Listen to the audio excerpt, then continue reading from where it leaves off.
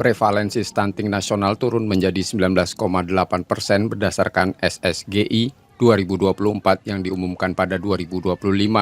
Di Sumatera Selatan, angka stunting juga menurun signifikan menjadi 15,9% dan menjadi penurunan terbaik kedua secara nasional. Capaian ini menunjukkan hasil kolaborasi lintas sektor, meski stunting masih memerlukan penanganan berkelanjutan melalui pemantauan gizi, perbaikan sanitasi, dan deteksi dini sejak masa kehamilan hingga 1000 hari pertama kehidupan. Kalau makanannya udah tersedia seimbang, tapi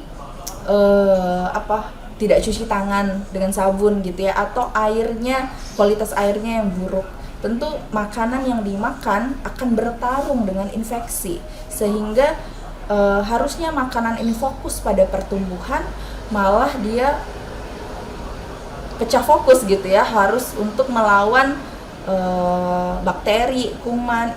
Ketika ibu punya anak ya, bayi balita, itu rutinlah untuk mengikuti posyandu ataupun kontrol ke dokter anak secara rutin untuk memantau pertumbuhan anak.